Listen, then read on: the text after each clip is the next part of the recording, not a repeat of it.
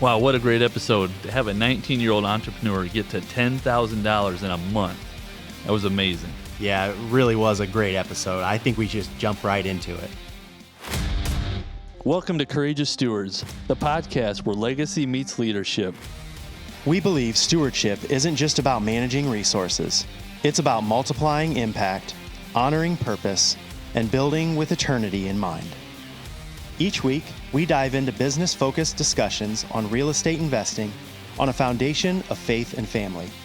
We have a desire to inspire listeners with a heart to reclaim their time, talents, and treasures for something greater.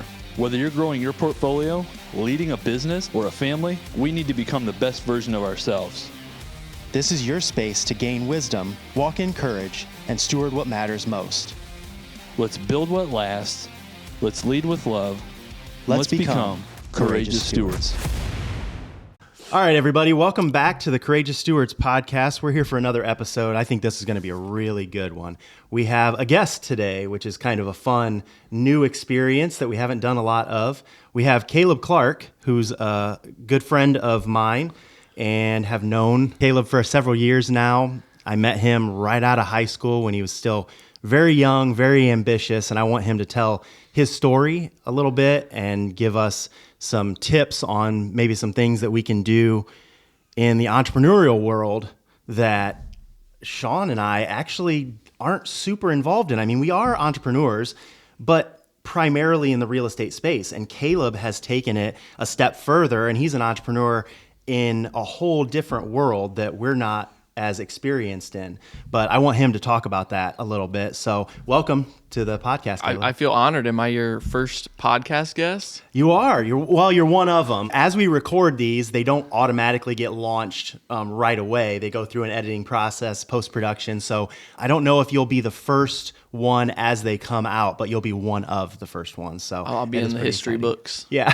Greatest of all time. The GOAT. The GOAT. There you go. Yes. Right on, man. Well, let's start out just with the question that is basically, how did you get to where you're at? You know, you didn't start here, and I'd like to hear more about kind of your story and the background that you have, and if you want to just kind of talk about how you went from, you can take it back as far as you want, if you want to talk about childhood or even up, starting high school and thereafter, whatever you choose is totally fine with us, so take it away. I would say I came from a very long history of absolute grinding. The past 4 years of my life have been absolutely insane, from where I was versus where I'm at now. And honestly, if you went back and told my past self I'd be here right now sitting here on a podcast, I'd probably laugh at you if you told me all the things I've accomplished, because I myself didn't think that was possible.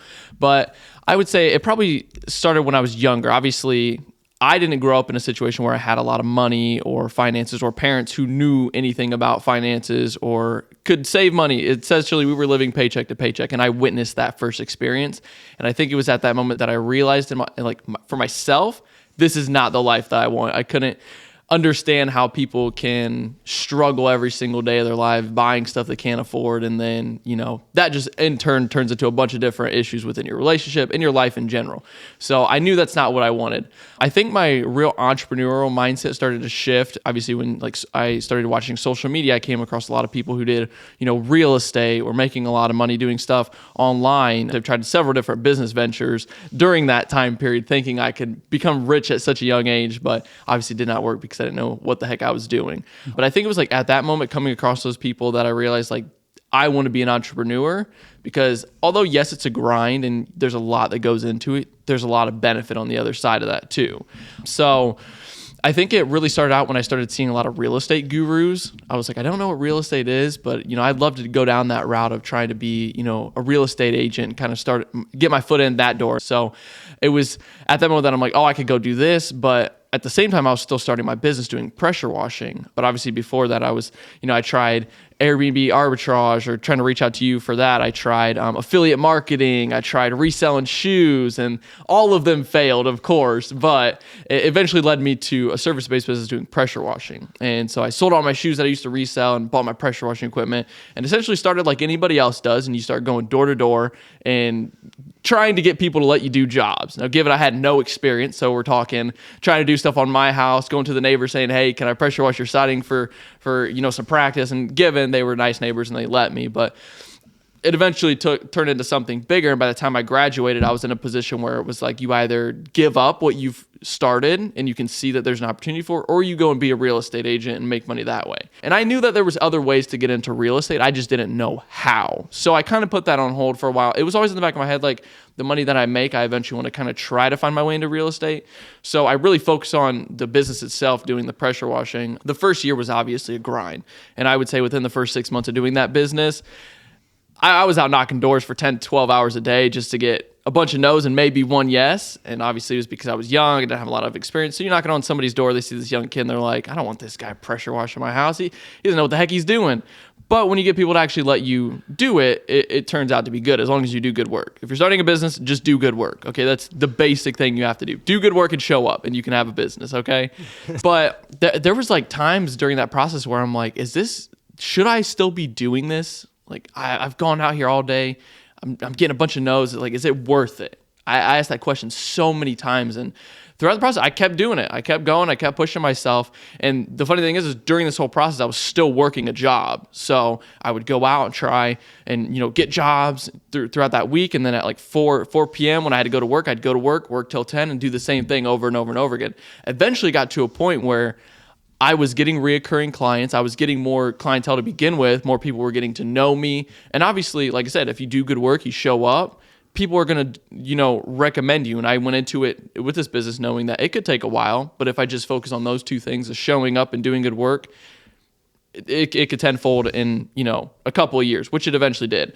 But eventually I got to a point where I would call into work and say, hey, can I just call in if I have time today? Because the pressure washing was taken off. And then eventually just got to the point where I'm like, I just couldn't show up because I had to choose. It was whether I wanted to continue with my business or whether or not I wanted to work at this job. And I knew I didn't want to stay there. It was actually at one point, because I was there for quite a while, they had sat me down in the office and said, hey, Kaleb, we would like you in the next couple of years to become a manager. You could be making $50,000 a year doing this, and you'd be full-time, you'd be on salary. And this is what I said to them. I said, respectfully, as much as I would like to, I know I'm going to be making more than that in the future, so I don't want to be a manager. And they were like, okay then. And most of them, they didn't, like, even one of the ladies that I worked with that knew I was doing this, I told her, I said, I want to make $30,000, or I think it was like $50,000 this year. This is like the middle of the year. That's how ambitious I was. I'm like, I want to make $50,000 this year. And she's like, Kaleb, let's be realistic. That's not a realistic number for somebody to make in a year. And I'm like, are you serious? And so I think I ended that year off with like $42,000 is what I generated. And it made me realize at that moment, like, it is possible. Yeah. And this is just like my first year doing this. And I'm like, I did this the first year? The first year. This is crazy. And so the next year I doubled down. And I think one of the biggest things that really adds into growing a business is setting small goals. Even Jake knew this when I first met him. I had like these small goals of like, I think my first one was, if I could just make what I make in a week doing this for my full-time job, oh my gosh, I'm set. I'm set for life. And then I'd never have to go back to that job again. Well, I did that. And then I was like, if I can make what I make from this job in a week from one job, oh my gosh, I'm set. And I did that. And then eventually it was like, if I can make $10,000 in a month doing this, holy smokes, that's like, you think you tell the average person, here's $10,000 in a month. That's a lot of money for most people. For me, that was insane amount of money at the time. And then I hit that goal and I'm like, this is insane. I think the first time I ever hit that number, I had to like sit down and really look at that and be like, wow, this is actually possible. This really is possible. And so it was from there, I just kept stepping up that goal. And every single time I hit it. Obviously, it takes time and consistency, but if you work towards it every single day, you really do reach the goals that you're working towards. My first year doing the pressure washing, it was ideally just a pressure washing business to start out with. And then obviously around where I was at the time, there was not very many people that did it. So a lot of people wanted it done. But after like those first 3 to 4 months during the year, when everybody gets all their stuff done, it slowed down. And I'm like, well, I don't want to go back to my job. Like, I'm loving this right now. And so went online, one day I was just scrolling through TikTok and I came across a guy who did door-to-door for window washing. I never did door-to-door in my life. Like, literally have never talked to somebody and said, hey, I do window washing. I want to do your house. But I went out and did it. I sucked at it. I really did suck at it. It took me probably the first 6 months to really get to the point where I could show up to somebody's house with confidence and say, hey, I want to do your house. But eventually I started doing it.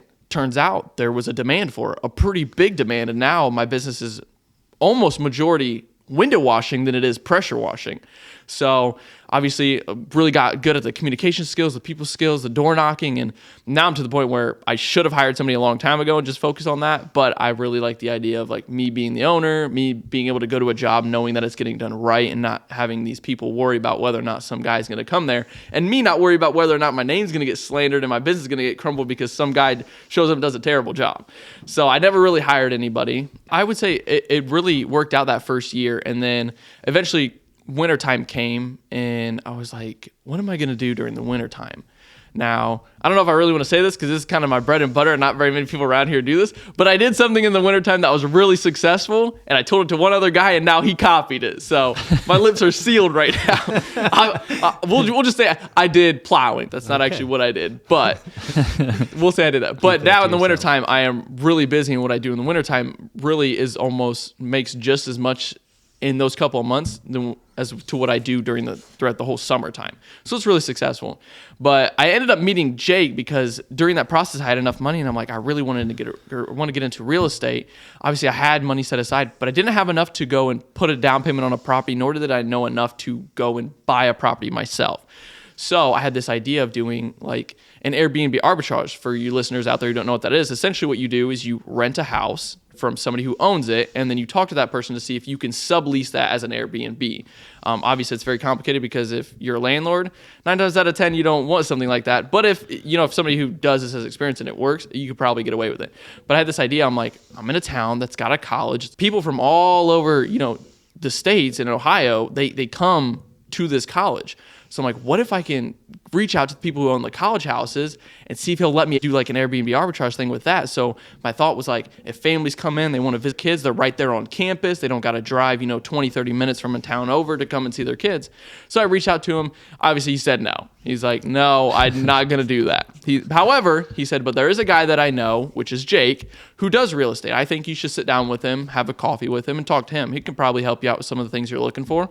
So I said, heck, what do I have to lose? So I reached out to him and I said, hey, I just talked to your friend. I was trying to do this, but obviously he said no. But he said to sit down and have coffee with you. I sat down and talked with Jake, and the first time I talked with him, he was in a position that I dreamed of essentially being down the road with the whole idea of real estate and having my time and the amount of money that was, coming in every month without as much work as what I was putting in. So I'm like, man, this guy really knows what he's doing, and somebody with that much experience in real estate, this would be a great person to have as a mentor to kind of push me down this road and, open my eyes to things I didn't know about. So one coffee session turned into 4 years of knowing him, getting coffee every week or every other week. So from that, I eventually was in a position where I bought my first property from him. Now, given I talked to him for the first 3 years about wanting to buy a property and all this and that, and I was too scared because I didn't want to jump into something that I didn't know about, and eventually got to a point where he was selling a property and he said, look, Kaleb, you've been talking to me for 3 years. You either buy this property or it's going to sell.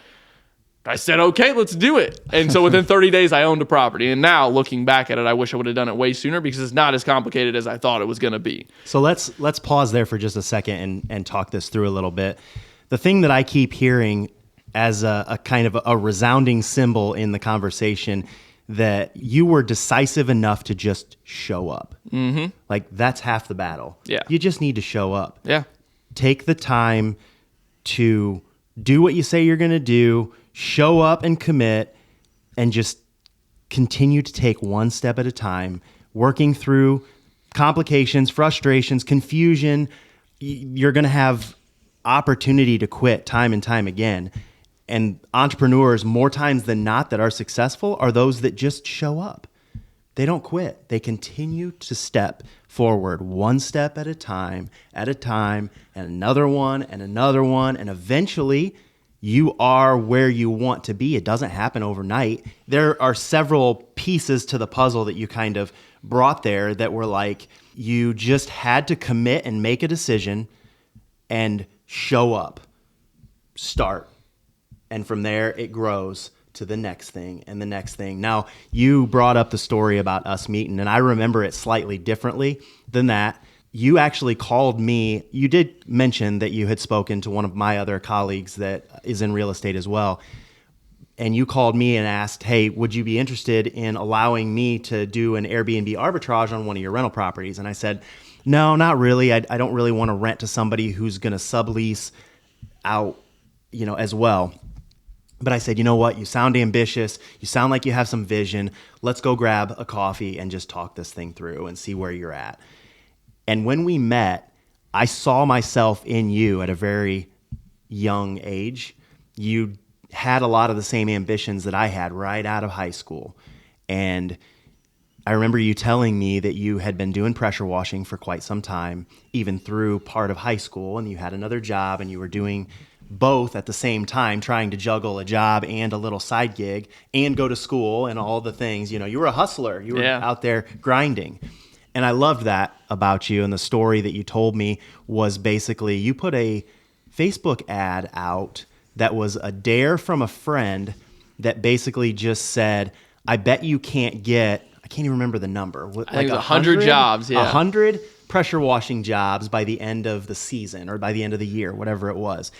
And so you just put that on Facebook and basically did a call to action for people around the community saying, hey, I have this goal that I'm trying to achieve. I have a friend who bet me that I couldn't get there. Help me get there. Something as simple as that people can hook up with, right? And so I don't know that you actually got the 100 jobs. You didn't quite make it there. Unfortunately, I didn't. But it was a step in that direction, and it propelled your business to almost level up. Just that one call to action, that one action step that you were willing to take.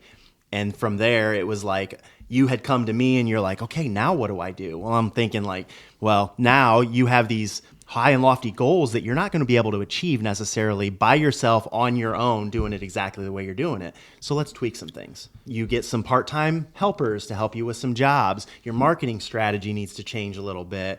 You need to adjust how many jobs you're doing in a day, what markets you're focusing on, different things that we talked through over a long period of time.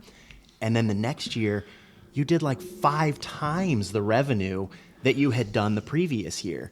And it's just been an acceleration from there because you were willing to commit. Now, that has nothing really to do with the real estate side of things. We can talk more about that as we chat here a little bit more. But I just thought that was very inspiring.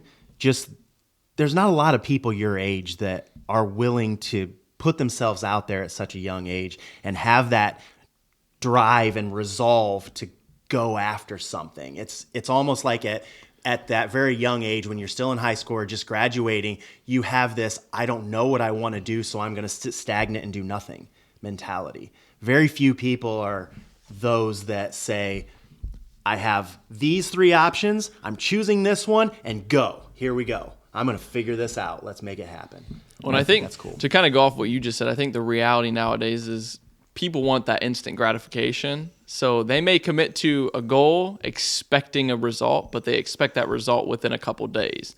When in all reality, that result could take a couple years. And I don't think very many people realize that. Like when you're starting a business, you're not going to get a successful business overnight. You are going to have to bust your butt. It may be 2, 3, 4, 5 years before you start seeing the results you want. True. But it takes time. And most people, after the first couple of months, they give up. And they say, this isn't worth it. I'm not getting the results that I want. I'm done doing this. It doesn't work.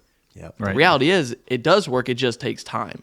And you have to be committed to that time. Yep. Yep. We talk a lot about persistence and overcoming failure and pushing through. And so you've been an example of that. How many businesses did you start and try and fail at before you found this Probably one? like 4. So like 4. Yeah. 4 opportunities to stop. And given you just those kept other going. businesses, like for example, essentially it's a business where you promote other people's products and you get a commission from it. I started that, did that for a couple of weeks. I'm like, I'm not getting any sales from this. This doesn't work. Mm-hmm. It does work. It just takes time. A lot of time to get that stuff figured out. But that was one of them. And like even with like the shoe reselling business I started, I did that for a while. I just had a passion for shoes. I got scammed so many times during that, lost my money, and I just kept doing it. If anything, it cost me more money to continue doing that than I actually made from it. But I just had a passion for sneakers at the time and wanting to buy them, clean them up, and resell them. In fact, even some of my friends from high school found out I was doing it, and I would go to the person I'd buy the shoes from, I'd clean them up, and I'd sell them to my friends. Yeah. And I'd make a couple, $20, $30 off, and nothing crazy, but I just loved the passion of doing it. Eventually, I was like, this isn't sustainable at all. And so I had to deviate to something else. I think it's cool that Because another skill you have that not many do is the self-awareness to know this isn't it and to cut ties. Let it go. Move on. This isn't working. Some people will force that thing until they are ruined, and you have the eye to just go, I'm trying this, love it, it's not working, and move on to the next thing. Because you've got to be flexible, and you've got to be able to pivot to be successful in business. So I saw this video recently that Alex Hormozy put out that talked about how it took him 10, I believe, don't quote me on this, but I believe it was 10 businesses before he found the right one. So the first 9 he failed miserably at. And the whole conversation that he goes through in that short that I was watching is basically the first 9 don't matter. The 10th one is the one that matters. Yeah, so That's true. the one everybody remembers. That's the one that gets you to the goal that you've set. It elevates you to the level of success that you desire. It's not about the first 9. It's only about the one. Yeah. So you have to continue. You recognize that there is a point at which you need to pivot, maybe. You're not going to be as successful as you would like to be maybe in this thing, and that can be a hobby, but it's not the career path that you need to head down. But then as you do things, you find out what works, what doesn't, where your goals are at, what you have to do to achieve those. And the first 9 things, or in your case, maybe the first 4 things, obviously did not work out the way that you thought they might. There's still things that you can have fun doing, but that 5th thing was the thing. Yeah. And it elevated you to the success level that you wanted to be at, and it's been off to the races ever since. we have that fear that those around us are going to attach to a mistake or a failure that we made. It's like they're gonna say something for a minute, they're gonna move on, forget about it tomorrow They don't morning. care about you. But when you get it and you find it and it's there, that's the one that they'll actually be, remembering and talking about. So you're young, right? So how old are you, Caleb? I just turned 22 a month ago. Just turned 22. I wanted to ask, how old were you when you had your first $10,000 month Ooh. in your own business? I think the listeners would love to hear that. 'Cause I think I was it had to have been 19 or 20. Because when I met you, I don't think I was doing 10,000. You had your first $10,000 month a couple of months after we met. Yeah. So you would have been 19. 19 Which years is crazy. old. That's awesome. That's so inspiring, man, Yeah. because it just shows you've just sat here and talked about failing over and over again, getting into the thing that worked, staying persistent, staying consistent, and being out there doing the work and doing it well. And you had a $10,000 month at 19 years old. Like, wow, that's incredible. Yeah. I tell you what, it was a grind though, because my next goal was $100,000 in a year. I almost killed myself doing that. I pushed that year ended, I hit that goal and I said, I'm never doing that again. That was ridiculous. And believe it or not, every year after that, I've consistently done, 6 figures in total revenue. That's not profit. Obviously, you got expenses for your business. You got to pay your taxes. Believe me, I get stabbed every year in the chest with taxes. It makes me want to cry. But given I still hit those goals of trying to create that amount of revenue, because for me, it's like once I hit that goal once, I'm like, how can I do this but make it way easier? And even this past year, I managed to do that goal. And it's again, this past year was more than the previous years. But the nice thing about this year is I've done less work, a fraction of the amount of work that I did the first time I was trying to hit $100,000 in a year. What was the trick?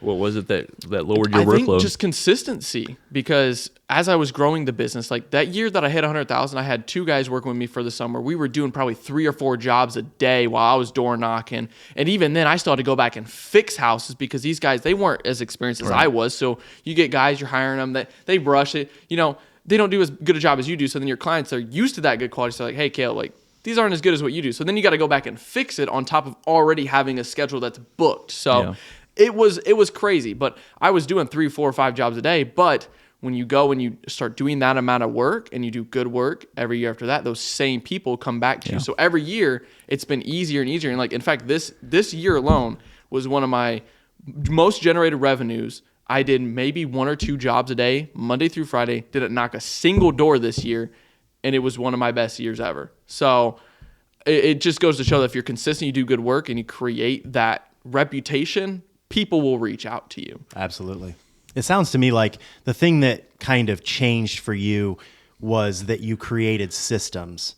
So it started out as a grind. It was just whatever you had to do to get the job, right? Yeah. And if you do that consistently for a long period of time, you figure out that there are systems that you can implement that makes your job, not as much of a grind, and more so a system that you just put in place over and over and over and over. It simplifies things a lot. Yeah, you're creating for efficiencies. you. Yeah, Exactly. So those efficiencies are the things that probably have elevated you to a point where you don't feel like you're grinding and killing yourself every day you go out there. You just have a system in place. It's efficient. Now it's just boom, boom, boom, boom, boom. These are the things we do, and it's a success. Yeah, and believe it or not, like we're going into year 6 this year, and I am actually in the process of getting a location. Something that I could have done 3 or 4 years ago. In fact, I talked to one of the guys that I'm actually getting this location from about 3 years ago. And at the time, it was, to me, was a lot to rent per month. And I'm like, ooh, like I can't afford that right now. Now I'm more than happy to pay whatever he asks. But I think that will really take the business to the next level, because right now I don't hardly do marketing. It's really just my Facebook page and word of mouth. In fact, this year I just had a lady that called us during the holiday season, was like, hey, I got your door hanger, which is the first time we ever really did door hangers crazy. She was like, this is, I'm in Defiance. Is this something new? And I'm like, I've been in Defiance doing this for almost over 5 years now, and you've never heard of us? So I was like, oh man, there's a whole other set of people that still have no clue that we do this, that want these services done. Marketing is key, man. Yeah. So this year, I strategically sought out the spot to where within the first year, everybody in this town will have driven past it and know about us. And realistically, I don't really need to pay for the electric there. I don't need to pay for internet or water. I just really want it for a big billboard, to put our signs on, to have our vehicles sit out there so people can see it and start talking about, who is this guy? Oh, he does this. Oh my gosh, we need this around here.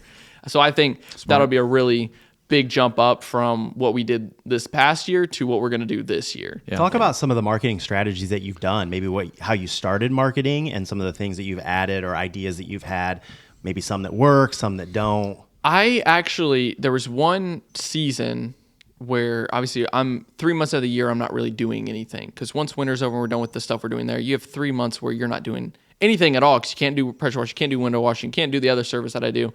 And so I had actually taken a copywriting course, which if you don't know what that is, it's essentially if you see like you get in your email those ads from companies that are like, hey, save 10% off, do this. It's essentially learning that. I learned that and I implemented it into my own business. So one of the things that I learned while doing the copywriting course is when it comes to that, it's about catering to the emotional side of people. So one of the things with pressure washing, window washing is, as a homeowner, you don't want to go out there and sit in the hot sun, spend 3, 4, 5 days trying to pressure wash your house, get your windows washed. Nobody wants to do that.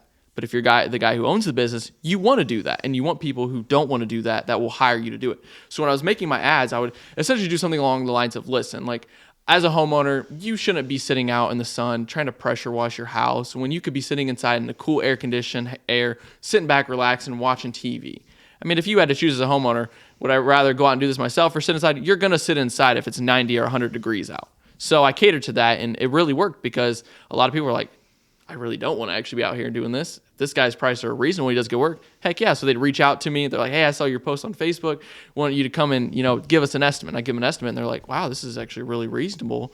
Come and do it. And then you do it. You do good work. And they're like, heck yeah, that was worth it. So there were a couple of times where I actually had such a good Facebook post that I turned it into an ad, and it generated even more people to come in and have me do that. So I think a lot of it is catering to the emotional side of people when you're having a service-based business, or if you're trying to sell a product, like something that's going to help somebody's life and make it easier for them. Yeah, you're solving a problem. And you're advertising, you're storytelling in the ad. You're saying, look, this is not something you want to be doing.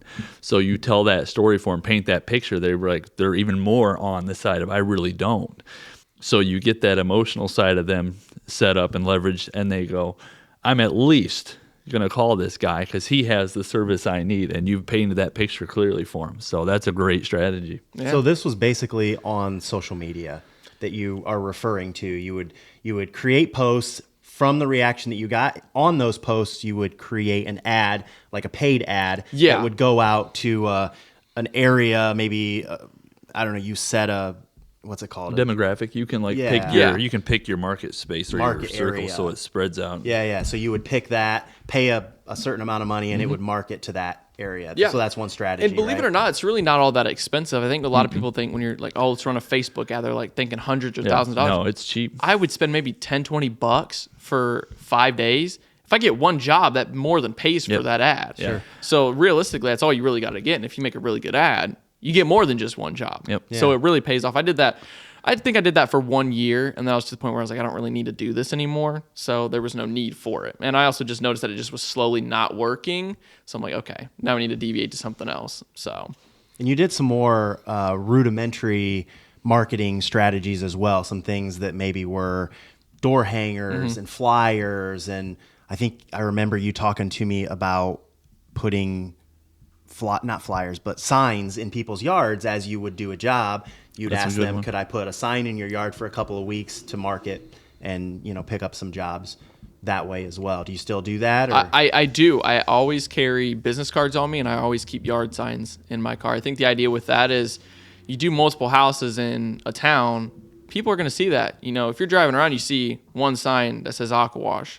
You're like, okay, cool. You see another sign that says AquaWash. You're like, hey, I just saw that sign. You see 3 or 4 or 5, then you start thinking, who is this guy? Yeah. Why have I never heard of him? What does he do? Because he's on all these houses. Yeah. Maybe I should look him up. And then you look up AquaWash, you realize, oh my gosh, I've actually been wanting to get my house pressure washed, my windows washed. Let me call this guy. That's kind of the idea behind that. It's just getting eyes on your name, your sign. Yep. And then obviously if you get business cards, that it goes again with that word of mouth where, one person, you give them a couple cards, they know a couple of friends that need it. Who are they going to give your card to? Their friends, because you did good work. Yeah. You say, hey, this guy does really good work. Here's his card. You should call him. I had that happen several times this year, and it's made me a lot of money and brought on new clients that I never met, all because they said, hey, you did so-and-so's house. She really recommends you. Can you come and give us a quote? Even if those people don't go with you, at least they know you do a good job. Yeah, that's the main thing. So it's almost like a consistent marketing strategy up into a certain point, and then it almost becomes word of mouth. Yeah. Everybody begins to see who you are, recognize your company logos, your branding, they see your work, they know what you're capable of, and then it's just like you almost never have to market again. You have so much work. Unless you want to scale. Yeah, if you want to scale, you've got to keep marketing. It's a lot of marketing. Yeah, you can't stop marketing, but I love the yard sign thing makes perfect sense. If you go to a nice neighborhood and you hit one house, you did one house in a really high-end neighborhood in the area, and you stick a sign, all those neighbors are driving by. All those neighbors drive by the house going, man, it looks clean. Mm-hmm. Then they look like, what's the sign say? You guess who's getting a call? Yeah. That actually happened with me in one neighborhood in particular. Originally, that neighborhood, it started out with one guy. Mm-hmm. It was a guy I did window wash for. He said, hey, you're doing this? Come and give us a quote. We did it. His neighbor saw it, said, who did your house? We want that stuff done. She called me that same day, and I went and did her house. So I had 2 houses that year. The following year, when I did the same 2 houses, well, then a neighbor down the road said, I know her. We saw you did her house. Come and do ours. I said, okay. That's exactly. So exactly now I have 3. And then one other lady that I did window washing for, she found out I did this stuff too. Small job. So in this neighborhood, I had four houses that I did, all from one person. This past year, those 4 houses turned into 9. Yep. Yeah. Makes perfect sense. All because I did one person's house and I did a good job. And they said, who did your house? I want this. Because they know each other. And it folds over and over and over. And then eventually you're doing the whole neighborhood. Yeah. So next year I'll probably get even more people. Yeah. Is your vehicle wrapped? It will be wrapped this year. Because I was talking to another partner, a friend of mine too, was I'm like, you need to wrap your vehicle. You're going to these jobs. You're there for a few hours. What's a better billboard than a vehicle with a wrap on it? Yep. That somebody's like, oh man, they're doing Shelly's house. I know her. And then they're taking your number down. And I will say a note to people out there who have businesses and you put a yard sign up. Most people wait until the job is done to put a yard sign up. Put it up when you get there. Because think of how many cars are going to drive past that house if you're there for 3 or 4 hours. If you're like for me, for example, if I'm pressure washing in a neighborhood and I don't put a yard sign up, I'm there for a couple hours. So there could be 10, 15, 20 cars that drive by and they're like, oh, who's that? What is he doing? But if you put a yard sign up, they're going to see that sign, see you doing the house and say, oh, let me call this guy. Or they may even stop and ask. That's happened a couple times, actually. They'll stop and say, hey, can I get one of your cards? And then you give them a card. But that's awesome. Yeah, this business is something I'm very blessed and very grateful to have, but it has been an absolute grind to get where I am today. Looking back on it, I'm very happy and proud of myself that I stuck with it and I went through the grind. It creates character, and even on the idea of like starting in the real estate thing, like even now I have a goal in 5 years to be making what I'm making for my business, but in real estate alone. So I'm moving to a completely different state. The business is getting sold. But obviously, in a few years, I'll be fully bought out, which is nice. But I want to start the idea of an Airbnb. But rather than doing arbitrage, I own the property myself. And it's crazy looking back. Like, that's one of the things was like, I want to do Airbnb arbitrage. But now I'm in a position now where I can own the property and do it myself. So my goal for that is eventually in the next 4 to 5 years to have 6 to 7 doors that are all Airbnbs, paying for our living expenses. And essentially, that'll be my next business venture. So short-term rental is where you're headed. Mm-hmm. Okay.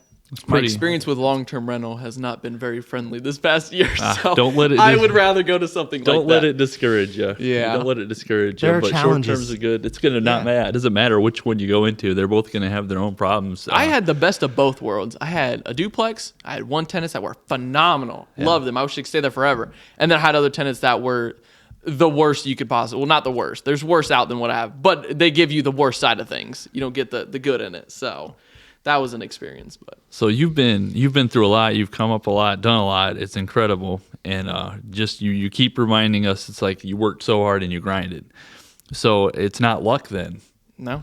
because have you ever been told it was luck or you're lucky or? No, it's not luck. It takes a lot of work, and I think you have to realize there's delayed gratification in a lot that you do when it comes to starting a business. I was in a position where I could have bought the car I wanted, but I realized I'm literally carrying my pressure washer equipment in a 2003 Acura at all these jobs. My front seat is stuffed with a pressure washer. My trunk is full. My back seats are full.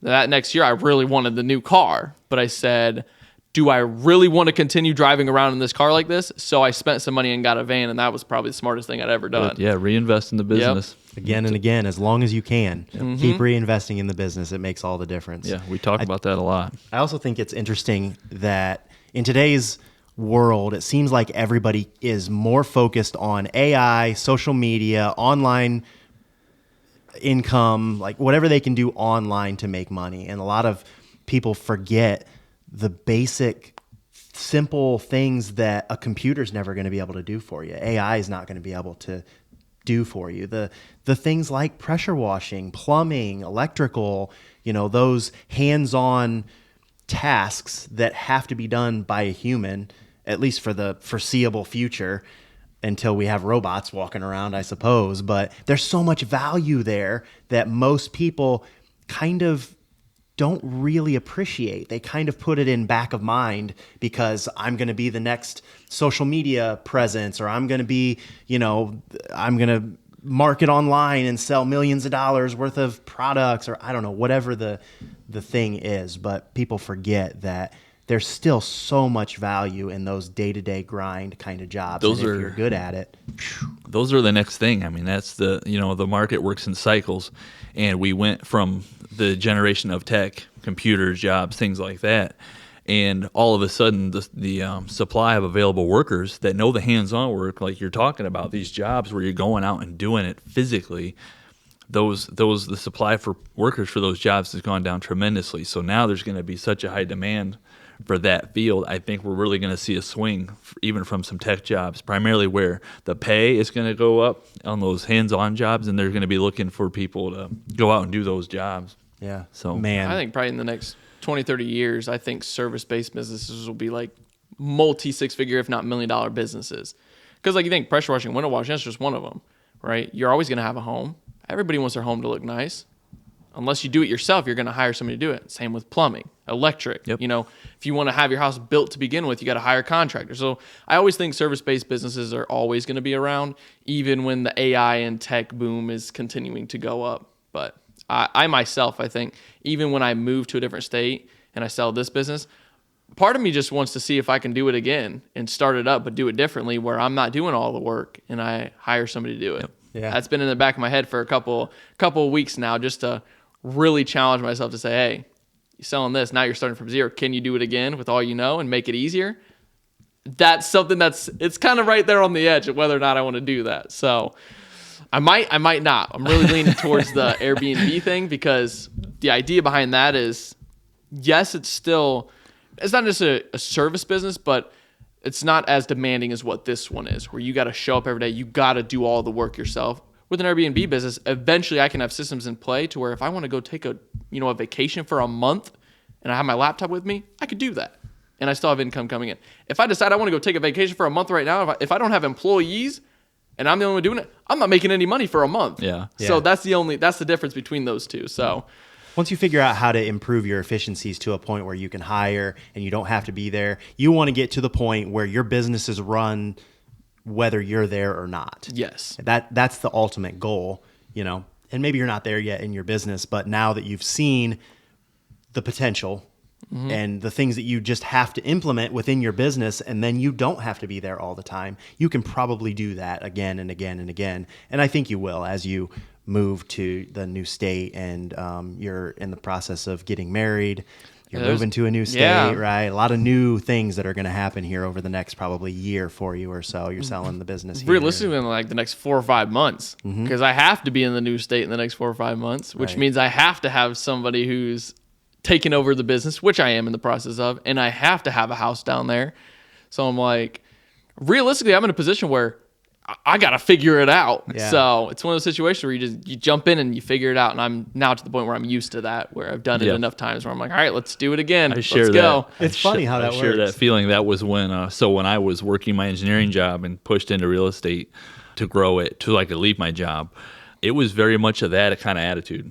I was right off day one. I'm like, this can't fail. That's why I'm in my office till 9:30 at night, and I'm up at 4:30 in the morning. Like, this can't fail.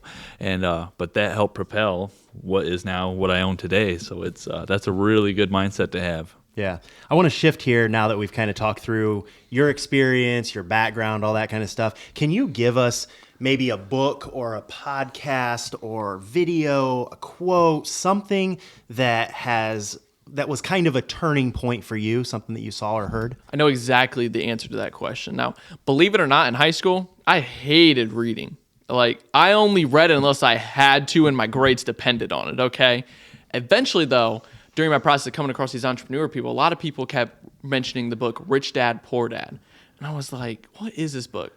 So I looked it up online, did a little like PDF of the book, and I read it. And I liked it so much that I was reading it in class, ignoring what my teacher had to say. Given I was still... Ironic. Note to all of you, I had good grades. I was an A/B student all through high school, okay? So I was ignoring what my teacher was saying, but I was reading a really good book in the meantime, okay? So I started reading that book, and it really shifted my mind to the different perspectives of like, you can choose to be an entrepreneur and be successful with that. But then you can also continue and just do the normal path that most people do, get a job and, work the 9 to 5, which there's nothing wrong with that. But I think through reading that book, I'm like, I don't really want that for myself. I don't want to have to be, tied down to a job that I have to show up to every day, that I have to work for somebody else, that I have to be approved of whether or not I can get a couple days off to go on a vacation with my family. And then also not knowing whether or not I'm going to have that job in a couple years and I could just be fired just like that. And there's nothing I could do about it. So point. I think the idea behind that was like, I don't really want that. For me, this is going to sound so weird being so young, but my time was what meant the most to me. Waking up when I wanted to wake up, having my own schedule, being able to take a day off if I wanted to take a day off and not worry about whether or not I have somebody call me, or if you don't show up, you're fired.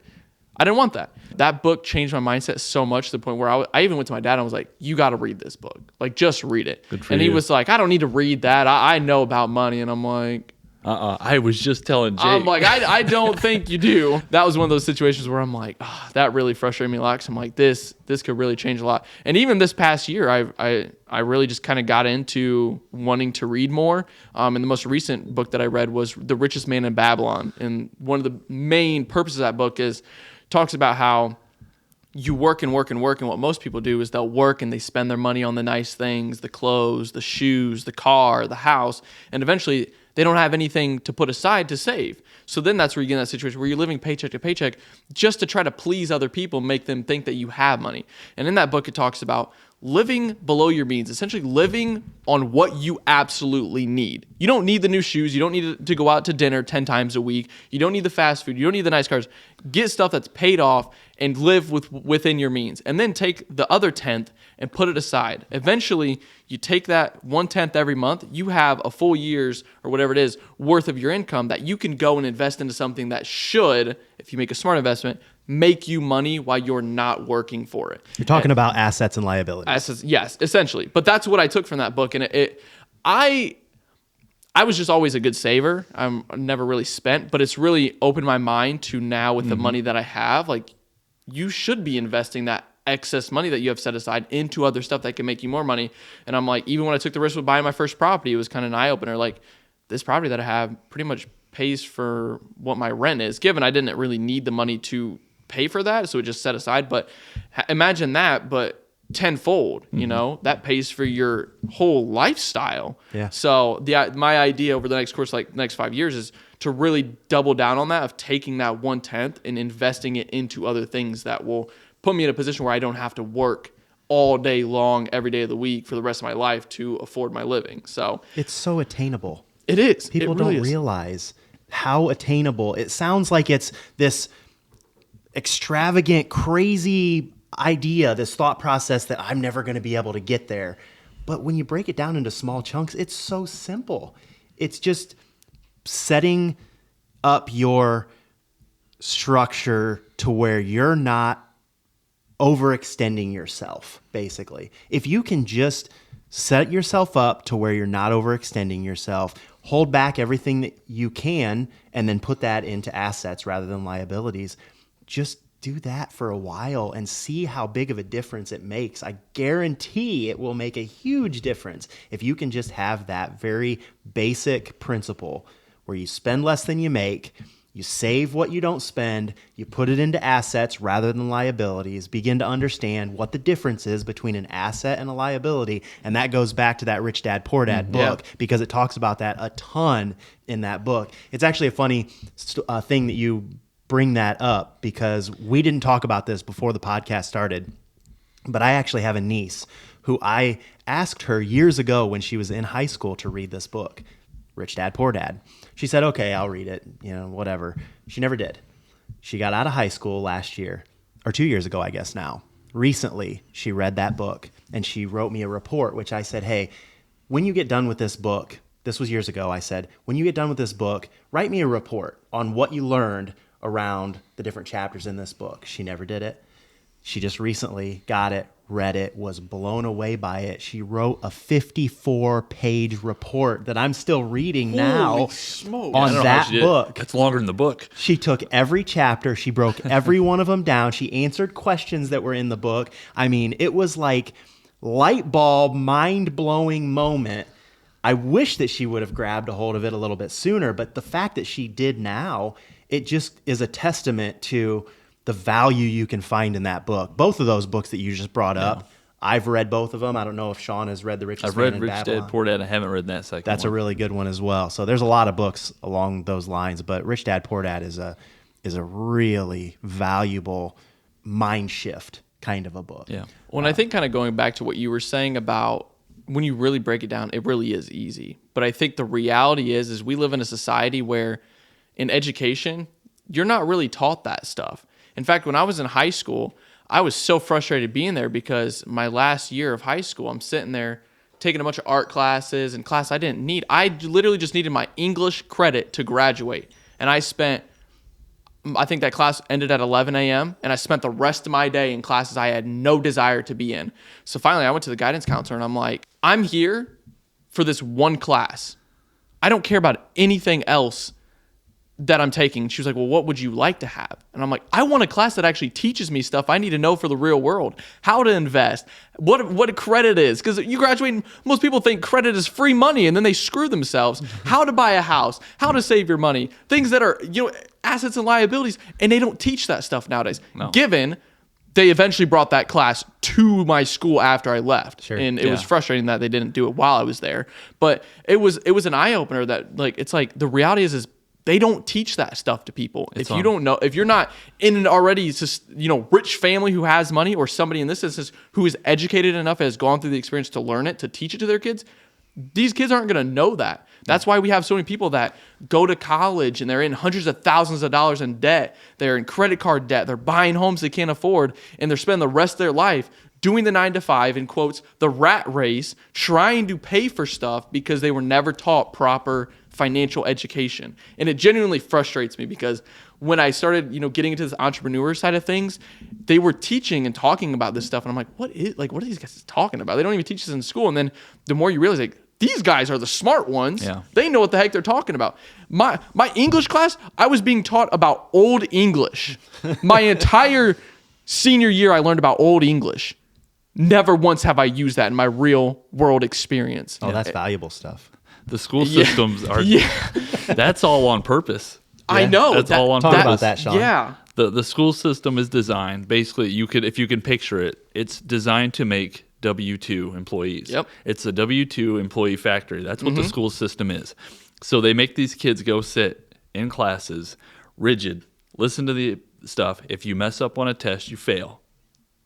You can't work together because that's cheating. And you get in real life, failing is just a missed opportunity. You got to learn to do better next time. And collaboration is key to success. They're interchangeable. So they get you to sit down at these desks. They wait for that alarm to go off, right, for breaks. They're training you. What's at your work? When you get a break sometimes, an alarm. There's a buzzer. It's just designed. Lunch break. And then time out of school is permission. Yes, you can have it. You're literally trained to seamlessly integrate into a day job without even thinking about it. They're just starting to teach like comprehensive financial courses now, but they're still never going to talk about assets, liabilities, entrepreneurship to the degree in which it needs to be taught because that's what they want. When I think, like, obviously I could go deep into that stuff because I look at all that stuff. I know where that all originated from. You look into, the Rockefellers and stuff like that. Right. We could go into that, but we're not going to. If you want to, just look it up yourself. But it's literally a system designed to make factory workers. Like you said, you sit in a row, you raise your hand, you're graded based off the quality of your work. If you fail, like you said, missed opportunity, try harder the next time. That I don't think that's okay. That it genuinely does not sit well with me. And even like the idea of like going to college, given there are circumstances where, for example, people are like, I want to go into business. I want to go to college for business. There's times where you're being taught by a professor who has never ran a business in his life. Yeah, that's a good point. You are being taught by somebody who has no experience as to what you're trying to learn and go and do. Right. So that's what frustrates me. I'm like, what are we doing? Teach people stuff they actually need to learn to succeed in life. And it frustrates me. And now that I've learned it all, I could genuinely never go back to working a normal job or doing the things that I've done. I will do everything in my power to not be in the position I was when I was 17 or 16 years old. We all feel ever that. again. Yeah, that's a mentality that we all share. If we lost it, we'd start over. I would just wait. I'd have to go back to a job for a minute, but it would only be to get the funds around to start over in the business. I would just leave me enough money to go buy window washing equipment, and I'd go make $1,000 in a day. Right. That's what my fiance, soon-to-be wife, always asks. She's like, because she understands the idea of like finance. She's really good at saving. Like she's not a uneducated finance person. Like she's smart with her money. She really is, and I'm blessed to have such an amazing partner that is educated enough to know not to go and be done with your money. That's good. So my fiance always asks me, is like, are we going to be okay when we move down there? And I always tell her, if all else fails and everything falls apart, I have the skill set to go and make $1,000 in a day. I can go make $10,000 in a month. So realistically, we will always be fine. Yeah, you'll never go back to where you were. I would never go back. And if I even told her, I'm like, if we're in a position and the Airbnb thing isn't making as much as what I want to, I'll just go back and do the things I'm doing until it does.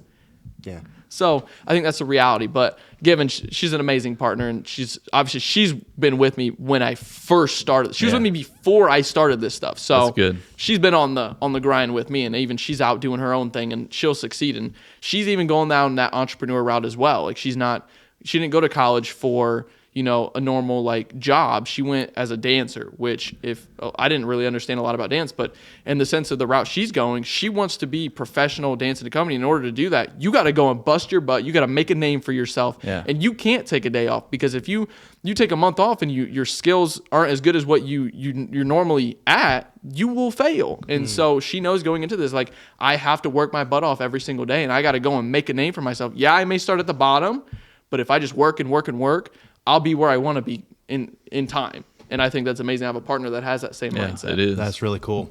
Okay, so I want to ask you a question that is basically, what is your superpower? What I mean by that is, what is that thing that normally people might say is a hindrance or negative, but we see it as something that propels you to the next level and something that you're great at that you can use to drive you and make you a bigger success? I think it's really just genuinely having that drive in myself to not want to fail and not want to settle for something that I know I can do better at. I think even with the business and where I'm at physically and mentally, like, although, yeah, I'm happy with where I'm at, I know deep down inside I can do more. There's more in me that can get to that next level. And I have a really big goal in my life that I really want to hit. And I think if I can hit that, I'm still going to have that part of me that's like, I can do better. I can do more. But I would say it's really just that drive to always want to succeed. I think that genuinely in life, for me, failure is not an option. I can't really imagine a world where I just give up tomorrow and don't want to do this anymore. Your drive is my superpower. drive. Yeah, that's what I would say. Well, Kaleb, so we want to make sure the listeners have a chance to connect with you and reach out or connect with your business. So where can our listeners connect with you at? I've actually got a couple of different things. So obviously one is the business. So I've got a Facebook page. It's just AquaWash. And then obviously there's my number. Probably not going to give it on here because this channel will probably eventually blow up and then I'll have a bunch of people calling me. Don't want that. But I would say that's the main thing. Would be our Facebook page. Just reach out that way. You have a website as well, don't you? I do have a website, yes. Okay. Which So is people linked can- to the Facebook page, so. Okay, cool. So, Yeah, yeah. that works. Awesome. Well, thank you, Kaleb, for coming on and giving us your story, talking to us about some tactical, applicable things that we can implement. The grind is super important. Have an ambition to continue, to keep going, to push through difficulty, to shift your focus when maybe this thing isn't working and you feel like, maybe that can be a hobby and this can be a financial success. So you're heading that direction. You really drive hard into that. A lot of things that we can take, I think, from this episode. We're thrilled that you were able to be a part of it, and we wish you all the success moving forward in your travels and back to another state and all the things that you have going on. We're just excited for all the things that you have in your future that are going to make you wildly successful. I appreciate that. I think it's been an honor being on this podcast. I think viewers who are watching, you should also tune into this podcast because you will learn a lot of stuff from these guys' stories and the experiences that they've had, and you can implement them into your own life. So I think for those of you watching, you should subscribe, please, and watch all of these podcasts. Awesome. Thanks, Usually I do the sign off, but Kaleb just did it for me. So that's incredible. Awesome. We're blessed and honored. We're looking forward to many episodes to come. We're going to have a lot more guests on that we already have scheduled. They're going to be in over the next several weeks to do some interviews and podcasting with us. So we're thrilled about that. Find us on all the social media platforms. We're on YouTube, TikTok, Facebook, and Instagram. Give us a like, subscribe, and we'll see you next time. Thanks for joining us today on Courageous Stewards, where legacy meets leadership and faith fuels the journey. If this episode stirred something in you, share it with someone who's ready to step boldly into their calling. Subscribe, leave a review, and stay connected as we continue to explore what it means to lead with conviction, serve with excellence, and build with eternity in mind. So until next time, keep showing up, keep stewarding well, and remember, courage isn't the absence of fear, it's obedience in motion.